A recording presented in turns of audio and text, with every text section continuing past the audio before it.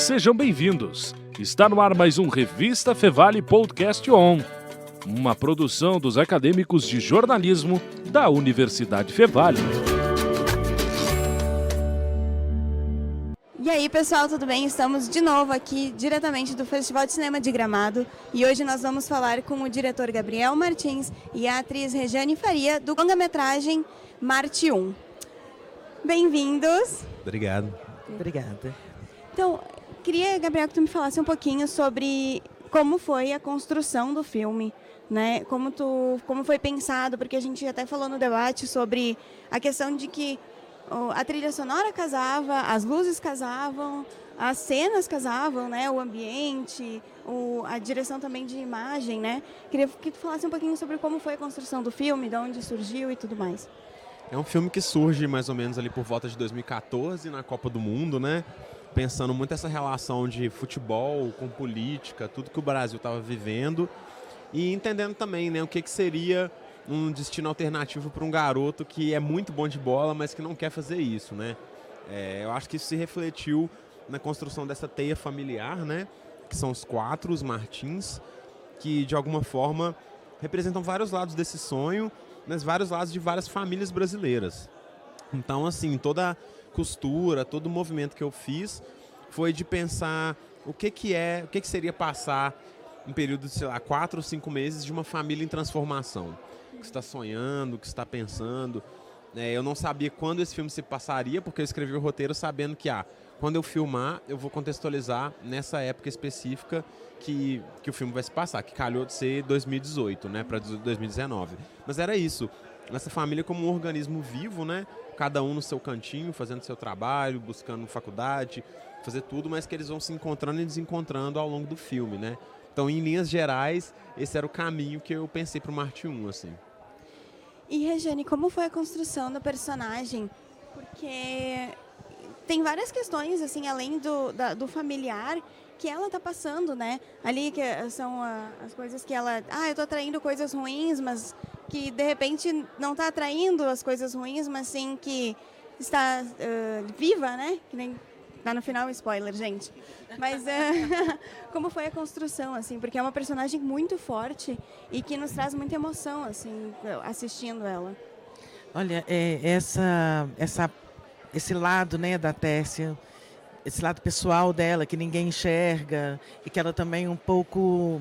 Ela tenta falar, mas ela não se aprofunda muito também. Acho que para não incomodar as pessoas que estão à sua volta, né? Esse cuidado que sempre uma mãe tem, né? Mas, para mim, representa muito essa angústia que nós estamos vivendo, que você não consegue explicar.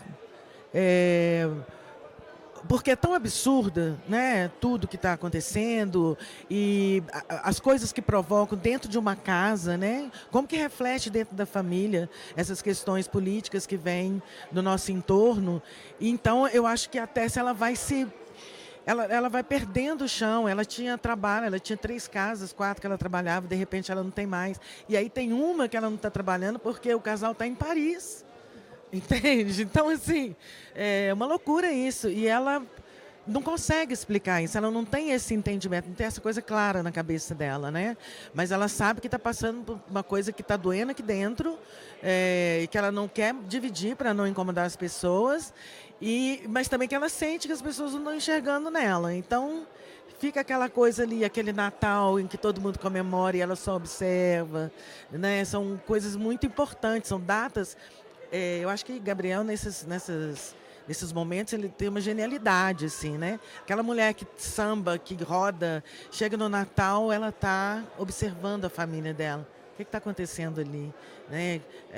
Um presente tímido aqui, outro ali, uma conversa mais silenciosa e ela representando a força, arrumando uma mesa e tal, mas sem conseguir compartilhar daquele momento, né? Então, eu acho que eu fui pensando nessas coisas e com muito silêncio também, que eu fui construindo ela. Como eu tinha muita fala com outras pessoas, muitos diálogos, eu pensava o que a Tessia diria para ela, acho que nada. Acho que ela também ficaria me olhando, sabe? E aí eu pensava no texto, silenciava, esperava ver o que brotava de mim dentro daquele silêncio com aquele pensamento. E assim foi. E aí no set tudo se desenrola, né? Tudo vai acontecendo. Aí o movimento começa. E aí vem a contribuição do Gabriel, tem anteriormente também, claro, mas naquele momento da cena que ele te impulsiona mais, ou que ele te puxa mais, né, dentro daquela certeza que o Carlão falou, assim, extrema confiança no que ele está pedindo, né? E aí a história vai acontecendo e o jogo vai rolando. É isso. Ela basicamente ela cuida de todo mundo, né? E não é vista, assim, todo mundo, aquela cena depois da bomba, em que ela fala assim, gente, isso não é engraçado, assim, né? Tipo, ela estava assustada e ninguém via, estava todo mundo rindo, né? Ninguém estava entendendo aquilo, né? Eu acho que é isso também, né? Que a gente falou anteriormente, de jogar a bomba e correr, né? E vamos ver o que acontece. Então, parece que vai ser uma coisa muito engraçada mesmo, né? Dela chegar em casa e falar, gente, sabe o que aconteceu hoje? Né? Estouraram uma bomba, mas era uma brincadeira. Mas não era. Isso não é uma brincadeira. Estourar uma bomba, acuar as pessoas, ameaçar, chegar ao ponto de querer se matar. São muitas coisas ali dentro daquela pegadinha, né? Então, é isso, não é para rir. E, Gabriel, queria que tu falasse um pouquinho da trilha sonora. Porque, assim, além, claro, das músicas e tudo mais, também teve a TV, né? Que está passando ali o noticiário do presidente assumindo. Teve o futebol. Até quando acontece lá a cena em que o apartamento é roubado, a Dircinha tá braba e tudo mais, até aqueles momentos tu percebe que a trilha vai acompanhando, assim, ou momentos de silêncio, ou momentos em que tem o radinho, ou a TV. Como foi essa construção? Como tu pensou nisso? Acho que é uma atmosfera sonora que se constrói, né, pro filme, que vai que vai trafegando, acho que junto com as várias emoções que tem ali, né? É um filme meio montanha-russa nesse sentido, né? A gente ri, a gente chora, a gente fica angustiado, a gente fica tenso. Então acho que a trilha sonora como um todo, né? Não só musical, mas como você falou, de barulhos, de sensações, de uma televisão que invade, um som que invade, acho que vai construindo essa atmosfera mesmo que faz parte desse carrilhão de emoções, assim, dessa coisa de ir passando por vários universos, assim, né? Eu sinto que o universo da Tércia tem a TV muito presente, então tem esse universo ali dessa paisagem louca do prédio onde o Wellington trabalha. Então cada lugar vai construindo algo que eu talvez tentaria resumir com a palavra identidade, assim, né? Eu acho que a música, o som vai trazendo uma identidade através dos detalhes que talvez a um primeiro momento você não vai reparar tão especificamente em cada coisa, mas no conjunto traz uma sensação. Então o som ele te aproxima do filme, né? O som é algo que, assim, como ele está ali 360 graus, está em todos os campos da sala, ele vai te trazendo para dentro. A palavra, um silêncio que você ouve só o texto. Então acho que é isso, assim, um pouco de uma construção atmosférica que vai trazendo identidade para o filme, né? E é bem isso, assim, as sensações. E tiveram cenas que eram... A cena do ônibus, por exemplo, todo mundo riu e depois todo mundo ficou tenso. Eu, por exemplo, eu ri e chorei o filme inteiro. E é isso, assim, tipo, as emoções estavam muito presentes ali. E a questão das sombras também, que a gente até comentou da fotografia e das cenas. Vocês ensaiaram na casa, foi isso que eu entendi no debate? Em parte, né? Acho que num estágio mais final, assim, do processo, a gente conseguiu estar na casa e foi importante, né? Para começar a se apropriar, né? Mais próximo, né? Do início das filmagens, a gente já foi ali reconhecendo aquele lugar, nossos quartos, cozinha, varanda, quintal, e ali a gente ficava tomando um café, batendo papo e já me entendendo, né? Eu acho que ali se definiu muita coisa da fotografia, né? Nesses momentos ali que a gente ficava sentado conversando, já existia toda uma observação de cada um, de onde transitar ali dentro, né? Que espaço que eu tomo para mim aqui. Eu gostava muito de ficar no fundo da casa. Tem até uma cena que eu estou fumando ali, é o quintalzinho ali. A gente tem mais coisas lá, que algumas não entraram e tal, mas era um espaço que eu tomei para mim, assim, era o meu espaço de reflexão, de fumar um cigarrinho antes de dormir, de ver o que aconteceu durante o dia, né? E eu acho que isso vai te integrando naquele espaço parecendo que você, de fato, reconhece tudo. Aí o fogão, o armário, já começava... É como se eu estivesse na minha casa mesmo, assim. Essa experiência foi bem boa, de já estar naquele lugar. E é isso, né? Você tem que reconhecer o espaço, se reconhecer naquele espaço, se apropriar dele e fazer um movimento na hora da cena que aí restringe muito, né? Você não tem uma cozinha inteira, você tem uma beira de pia. Mas a cozinha já está toda aqui, você já entendeu tudo que está atrás, do lado, né? Então é importante demais isso. E partindo agora para o encerramento, quais são os próximos passos do filme? Tem data de lançamento? Eu vi o pessoal até comentando do Oscar ali, acho que seria muito legal, porque realmente o filme tem muito potencial. A gente está aqui em Gramado e o filme já entra em cartaz no Brasil inteiro semana que vem, né? Quinta-feira o filme já entra em cartaz, a gente segue daqui de Gramado para fazer uma pré-estreia no Rio, em São Paulo. Vamos aí começar a jogar o Marte 1 para o mundo, assim, aproveitar esse calor desse momento agora. E é isso, né? A gente inscreveu o filme para ser candidato até essa vaga do Brasil no Oscar, né? E aí, se isso der certo, é um primeiro passo para uma coisa que pode vir a ser muito bonita, né? Mas a gente vai indo um passinho de cada vez. Então fica o convite, né, para todo mundo assistir o filme. Vocês podem dar suas redes sociais. Eu já queria agradecer ao Gabriel e Regiane por estarem aqui. Se você dá as redes sociais, onde encontrar vocês, mais informações sobre o filme. A minha produtora se chama Filmes de Plástico, né? Então, se você digitar no Instagram Filmes de Plástico, você vai achar todas as informações sobre os nossos filmes, acompanhar a história do Marte 1, a vida do Marte 1. Meu pessoal é Gabito Martins, então fácil de achar também. E aí, informações sobre o Marte 1, sobre a carreira, fotos, nossas histórias, vai estar tudo lá. O meu Instagram é Regiatriz, também Regiane Faria consegue encontrar. E eu quero te agradecer também e fazer o convite aqui para que todos, né? A gente está lançando o filme num momento que eu acho que está todo mundo muito sedento, né? De relações presenciais, de ver um filme no cinema. A gente passou 2 anos vendo televisão e computador, né? Eu acho que esse é o grande momento da gente retomar as salas de cinema. E a gente, inclusive, precisa disso para que o filme permaneça, já que a nossa política não nos ajuda a ficar na sala pelo tempo que nós gostaríamos de ficar. Então é um convite, né? É um convite para que todos que puderem assistir, que queiram assistir. E é algo assim que, se você também não assistir, ninguém consegue te explicar. Então vai lá.